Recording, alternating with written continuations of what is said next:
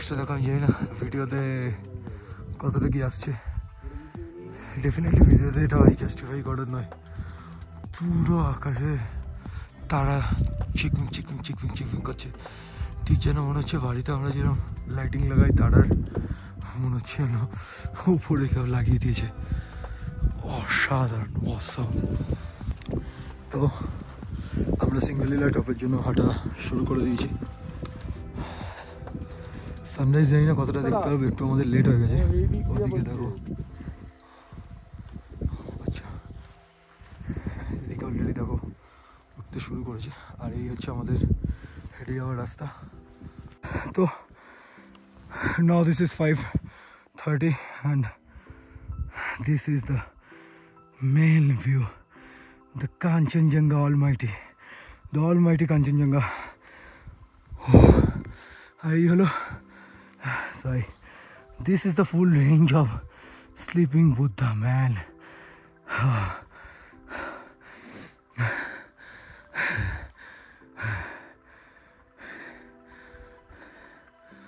This is sleeping Buddha. তো যেটার জন্য মেনলি লোকে ফলোড আসে বাস আন্দাকফু আছে, sleeping Buddha is all clear man, all clear.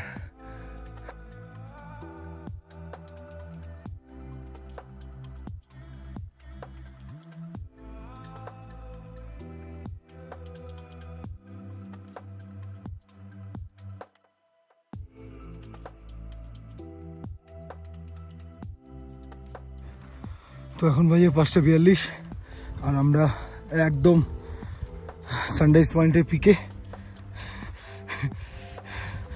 সবাই একসাথেই চলে এসেছি। আর দেখো ওইদিকে সূর্য উঠছে আর এদিকে অলমাইটি দ্য কাঞ্চনজঙ্ঘা।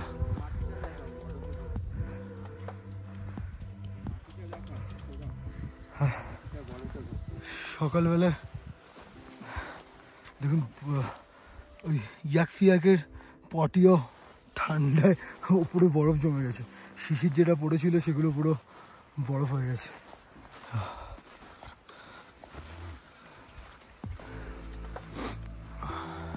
তো এখান থেকে সানরাইজ দেখে দেন আমরা চলে যাব সিঙ্গলিলা টপ।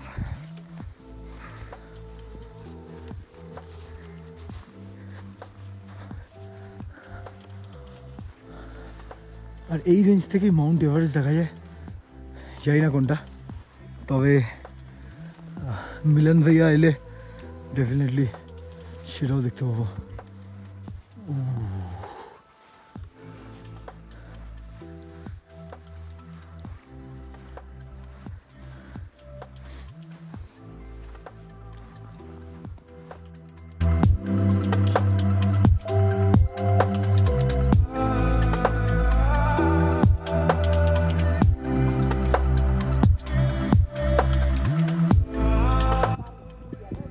পুরো সানরাইজ কমপ্লিট, মাঝে একটু আকাশটা ঢেকে গেছিল মেঘে, কিন্তু এখন দেখতে পাচ্ছি পুরো কাঞ্চনজঙ্ঘা পুরো প্রপার দেখা যাচ্ছে।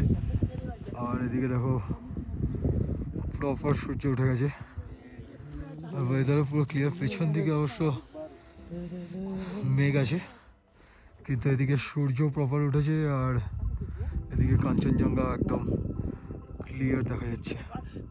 স্লিপিং বুদ্ধা পুরো দেখো, সামনের দিকে মুখ, তারপরে বডি অ্যান্ড শেষে গিয়ে পা, তাই জন্য এই রেঞ্জটাকে স্লিপিং বুদ্ধা বলা হয়।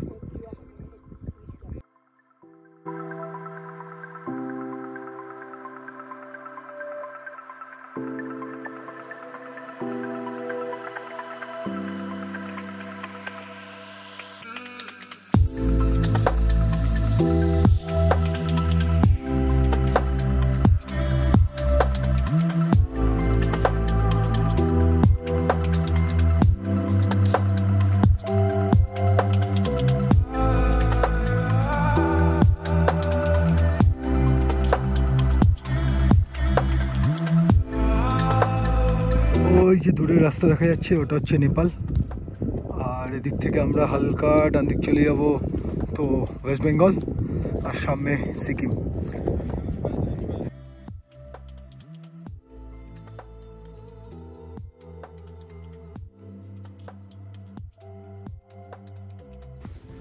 তো এই ভাঙাচোরা জায়গাটা এখানে আগে সিকিম গভর্নমেন্টের একটা হোমস্টে টাইপের ছিল, বাট এখন তো ভেঙে গেছে।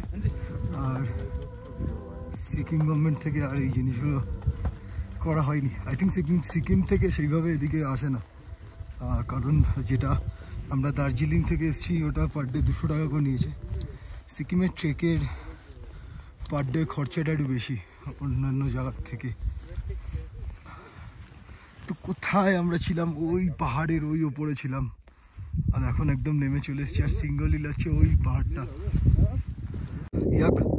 এটা অ্যাকচুয়ালি যখন ঠান্ডা থাকে তখন এরা নিচের দিকে নেমে আসে হাই অল্টিটিউড থেকে লো অল্টিটিউডে, আর যখন আবার গরমকাল পড়ে এদিকে তখন এরা হাই অল্টিটিউডে উঠে যায়।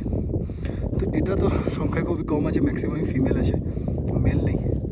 কিন্তু মোটামুটি এরা প্রায় 30-40 জনের এক একটা জোন থাকে। তো এরা জল খাওয়ার জন্য দিনে এক দিনে 30 কিলোমিটারও ট্রাভেল করতে পারে। তো এখনো সিঙ্গলিলা ওই দূরে জুম করা আছে বলে এই দেখো এতটা দূরে আছে, আর পেছনেই স্লিপিং বুদ্ধা। তো এখন আমাদের সকালে ব্রেকফাস্টে খাওয়ার বিস্কুট, ওদিকে ড্রাই ফ্রুটস, খেজুর, ব্যাস এগুলোই আছে। কেক আছে, ছবি তোলা হচ্ছে। দেখানোর হচ্ছে নিয়ম, তুমি যদি কাউন্টার টিকিট না দেখাতে পারো তাহলে তোমার বিনা উইদাউট টিকিট হয়ে যায়। আমি কোনো জায়গায় এটা ছাড়ছি দেখেছো? Serious topic. আমাদের কাছে খাবার নেই কিছু, শুধু ড্রাই ফ্রুটস আছে, জলও নেই। না জল আছে, জল আছে 1 লিটার জল আমার কাছেও আছে, আমার কাছে ওই 700-800 মতো জল আছে। তাহলে এই হবে, তাহলে চলো, বেশিক্ষণ দাঁড়াতে হবে না, তাড়াতাড়ি চলো। কিচ্ছু হবে না, মনের সাহস রাখো, চলো। আরে আমি বলছি বেশিক্ষণ দাঁড়াতে হবে না, তাড়াতাড়ি চলো। ওই তো ওখানে আছে, এক পিস করে মুখে ঢুকিয়ে নাও, ঢুকিয়ে নিয়ে চলো। তো ওই দূরের পাহাড় দিয়ে হাঁটা চালু করেছি। ওই পাহাড় থেকে পুরো পাহাড় নেমে আর একটা পাহাড় উঠছি, আর ওই ওপরে আমরা যাব। ওখানে হলো সিঙ্গলিলা টপ। তো মোটামুটি 2 ঘন্টা হেঁটে নিয়েছি সানরাইজ পয়েন্ট থেকে, আর এখনও ঘন্টা 1-1.5 তো লাগবেই ওপরে উঠতে, আর নামতেও টাইম লাগবে, কারণ নামাটা ইজি মনে হলেও অতটা ইজি হবে না। ও পুরো বোল্ডার, আর নামার সময় পায়ে একটু চাপও বেশি পড়ে। So let's go. ওই ওপরে উঠতে হবে। ও দেখা যাচ্ছে না, ওই দেখো ছোট্ট করে দেখা যাচ্ছে, ক্যামেরা আসছে না, বাট ওই ওপরে উঠতে হবে।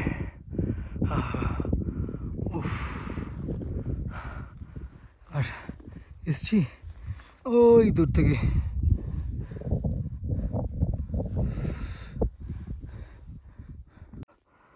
We are just reaching Singalila hill, Singalila top, আর এটা হলো মাউন্ট এভারেস্টের রেঞ্জটা, and this is the sleeping Buddha. Weather খুবই ক্লিয়ার, এটা আমাদের জন্য একটা ভালো জিনিস, তা না হলে এইরকম দৃশ্য দেখা খুবই ডিফিকাল্ট। তো 3 ঘন্টার ট্রেকের পর 5:30টার সময় আমরা ছিলাম সানরাইজ পয়েন্ট। দেন সানরাইজ পয়েন্ট থেকে হাঁটা চালু করেছিলাম 6:30, আর এখন বাজে 9:30। 3 ঘন্টা ট্রেকের পর এইরকম সিন দেখলে ডেফিনেটলি মনটা খুশ হয়ে যায়, ডেফিনেটলি। আর সবারই শরীর ঠিক আছে, 4 জন একসাথেই এসছি। গাইডও ঠিক আছে, গাইড তো ওখানে গিয়ে শুয়েই পড়েছে, জানে আমরা এখানে ছবি তুলবো, ওই জন্য আর ওই করছে না। তো চলো একদম উপরটা উঠে যাক। তো এই হলো সিঙ্গলিলা টপ, একদম টপ। এখানে মন্দির টাইপের করা আছে। এদিক থেকে যাওয়ার রাস্তা মনে হয় নেই, ওই চূড়া অবধি। আর এইদিকে দেখো, অসাধারণ লাগছে, অসাধারণ। ওই সোজা স্লিপিং বুদ্ধা, আর ওই সোজা এভারেস্টের পিক। এদিকে দেখো পুরো মনে হচ্ছে যেন মেঘগুলো আমাদের নিচে আছে, আমরা মেঘের ওপরে আছি। দারুণ লাগছে।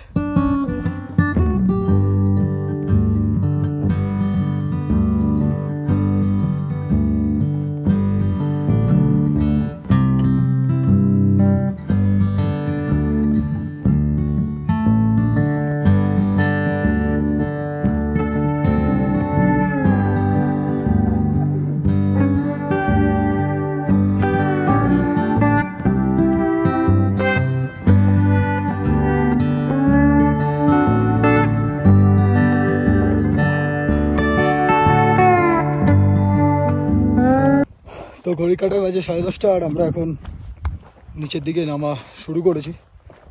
8 কিলোমিটার, তার মধ্যে আপ ডাউন দুরকমই আছে।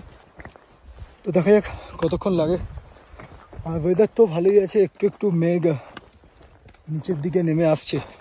তবে ওয়েদারটা ভালো থাকতে থাকতেই যদি নেমে যেতে পারি সেটাই হয়তো ভালো হবে।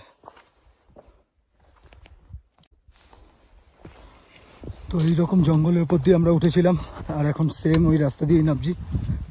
এসএসবি ক্যাম্প অব্দি হয়তো এই রাস্তাই থাকবে, এরপরে একটা নিচ দিয়ে রাস্তা আছে, ওখান দিয়ে যাবো।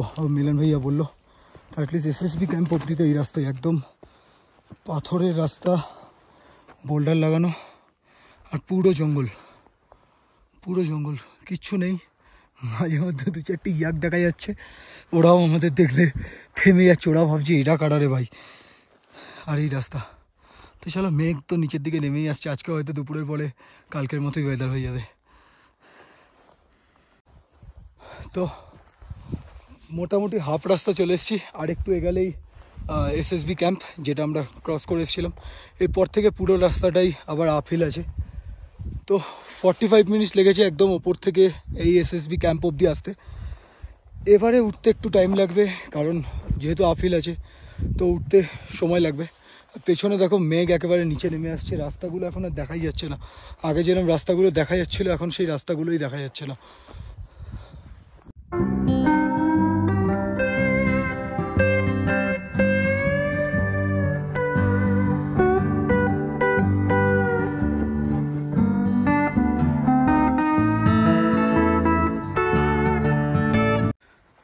বলো, সিঙ্গলীলা টপ করে এসে কিরম লাগছে? অসাধারণ।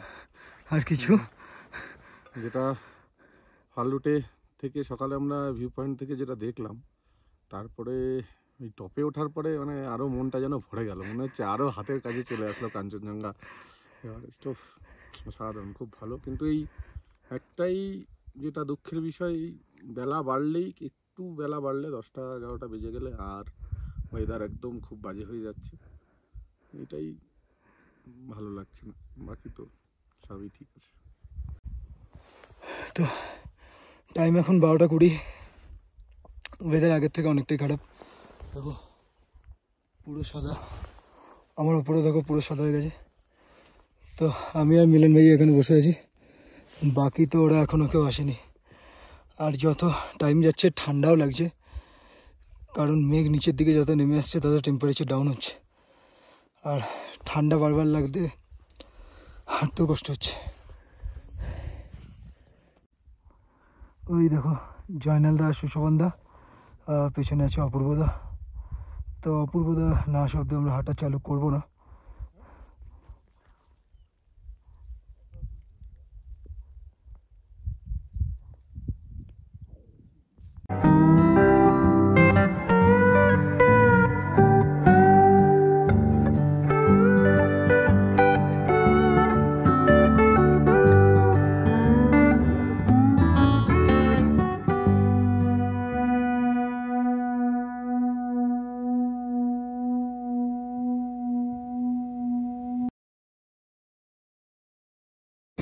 অপূর্বদা, তাহলে আজকে সিঙ্গলীলা টপ করে কিরম লাগলো? অসাধারণ।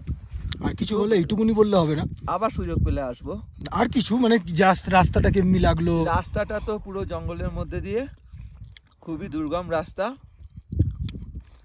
কিন্তু আমাদের টিম খুব ভালো ছিল, গাইডও ভালো ছিল। আমরা ওভারকাম করে নিয়েছি সমস্ত বাধা বিপত্তি দিয়ে, একদম টপে পৌঁছেছি। খুব সুন্দর লেগেছে। কাঞ্চনজঙ্ঘা অসাধারণ দেখা যায়, খুবই ভালো লেগেছে। আপনারা যারা মনে করছেন কাঞ্চনজঙ্ঘা দেখার ইচ্ছা রাখেন, অবশ্যই সিঙ্গালীলা টপে আসবেন। ফালুট টপের থেকে সিঙ্গালীলা টপে অনেক ভালো কাঞ্চনজঙ্ঘা, এভারেস্ট, লোটসে পুরো হিমালয়ের রেঞ্জটা দেখা যায়। 8000 মিটার হাইটের যতগুলো পাহাড় এইদিকে আছে খুব সুন্দরভাবে উপলব্ধি করতে পারবেন। কিন্তু এটাও বলো যে সবার জন্য নয়, পসিবল নয়। বয়স্ক মানুষ যারা ট্রেক করেছে আগে, যারা ট্রেক করতে ভালোবাসে তারাই আসবেন, কারণ হেভি বোল্ডার জোন পেরিয়ে এই জায়গাটা যেতে হবে, দুর্গম জায়গা। তো এখন বাজে 1:10। আমরা অ্যাকচুয়ালি যে রাস্তা দিয়ে যাচ্ছিলাম সেখানে সামনে ধস নেমে গেছে, তাই জন্য রাস্তা বন্ধ। তো আবার বেশ কিছুটা পেছনে এসে নতুন রাস্তা ধরেছি এবং এটা খুবই চড়াই রাস্তা। আর এরকম ওয়েদার, খুব হাওয়া দিচ্ছে, ঠান্ডাও তার সাথে সাথে বেড়ে চলেছে।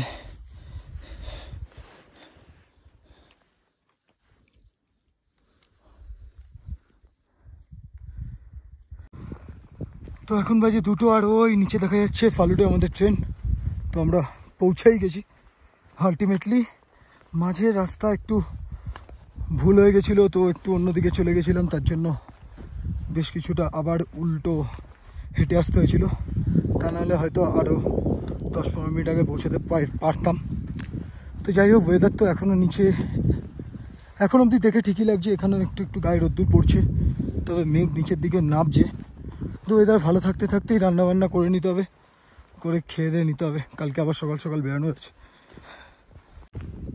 তো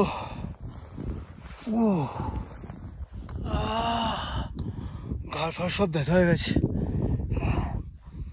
দুটো মেন প্রবলেম, এক হচ্ছে জল আমাদের কাছে সাফিসিয়েন্ট ছিল না, জল একটু কম ছিল, কারণ সকালে আমাদের উঠতে একটু লেট হয়ে গেছিলো, যার জন্য গরম জল করা হয়নি। তো যেরকম জল বোতলে ভরা ছিল সেরকমই আমরা নিয়ে চলে গেছিলাম।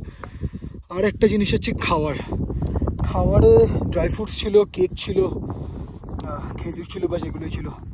যদি একটু আপেল টাপেলও নিয়ে যেতে পারতাম তাহলে ভালো হতো। বাকি তো ছাতু ছিল, কিন্তু অপশান ছিল না, কারণ ছাতু খেতে গেলে জল লাগে একটু বেশি। তো জল যেহেতু ছিল না, তো ছাতু তো খাওয়ার কোনো মানে আমাদের দাঁড়ায় না। তো চলো, এসেই গেছি, একেবারে ট্রেনটা নেমে যাই নিচে। তারপরে তুই ঢুকিয়েছিস, তুই আজকে দুপুরে আমাদের প্রথম লাঞ্চ ম্যাগি, ওদিকে ডিম সেদ্ধ, সেই ঝটপট ম্যাগি যেরকম ক্লেম করে 2 মিনিটে, ঠিক সেরকম 2 মিনিটে বানিয়ে সবাই খেয়ে নিয়েছি। এবার আস্তে আস্তে রাতের রান্না হবে, আর কালকে এখান দিয়ে বেরিয়ে যাবো আমরা ফালুট থেকে।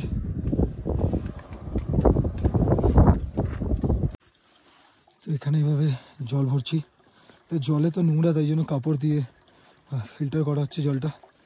বাসনও এখানেই ধোয়া হচ্ছে, সবজি টবজি একবার ধুয়ে নিয়েছি, মিষ্টিও ধুয়ে নিয়েছি যেগুলো খেয়েছিলাম।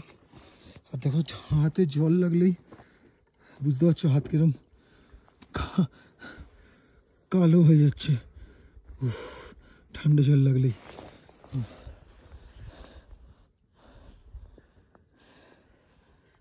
তো আমাদের এখন দুপুরে রান্নার প্রিপারেশন চলছে, সবজি ফবজি কাটা হচ্ছে, ওখানে সয়াবিন আর আলু সেদ্ধ করা হচ্ছে।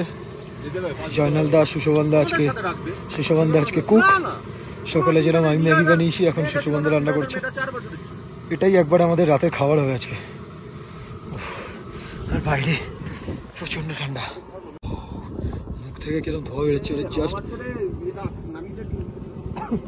গরম চা খেয়েছি আর গরম জল খেয়েছি। এখানে চা জল ছাড়া আর কিছুই খাওয়া যাচ্ছে না, কোনোটাই মানে গরম ছাড়া খাওয়া যাচ্ছে না, এতটাই ঠান্ডা, এতটাই। তো কালকের আমাদের প্ল্যানে একটু চেঞ্জেস হয়েছে।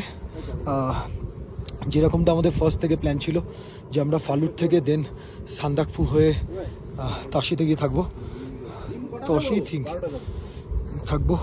কিন্তু ব্যাপারটা হচ্ছে যে সান্দাকফু তে তো টেন্ট লাগাতে দেয় না। তো সান্দাকফুর নিচে যেখানে টেন্ট লাগাতে দেয় সেখানেও ওই এরকমই অবস্থা, মানে 10টা-11টার পর থেকে পুরো মেঘ নেমে আসে আর কিছুই দেখা যায় না। তো আমরা যদি কালকে এখান থেকে 8টা নাগাদও বেরাই সকালবেলা, তো মোটামুটি 18 কিলোমিটার সান্দাকফু, তো 21 কিলোমিটার সান্দাকফু, তো 22-23 কিলোমিটার অ্যারাউন্ড আমাদের যেতে হবে। তো অতক্ষণ যেতে যেতে তো এরকমই কন্ডিশন হয়ে যাবে। তো গিয়ে এরকম কন্ডিশনে জাস্ট কোনো মতে টেন্ট ফেন্ট লাগিয়ে সেই টেন্টের ভেতরে ঢুকেই বসে থাকতে হবে, আর কিছু করারই নেই, কারণ ওয়েদারটা এতটাই খারাপ আছে এই মুহূর্তে।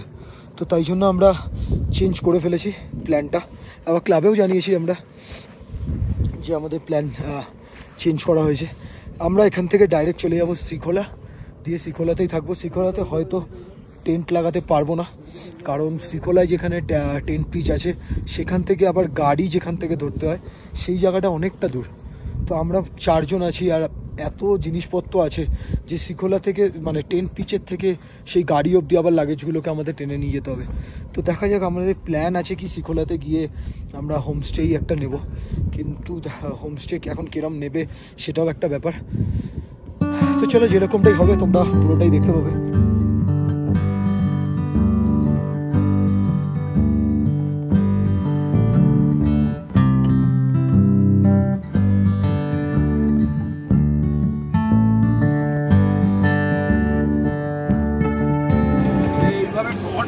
রান্না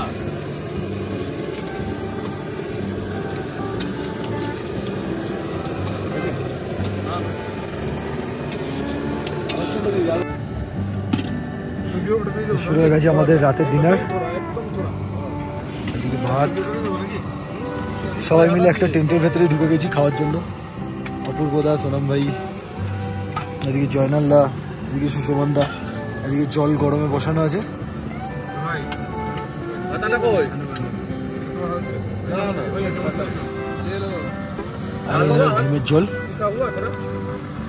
ডিমের ঝোল, ভাত।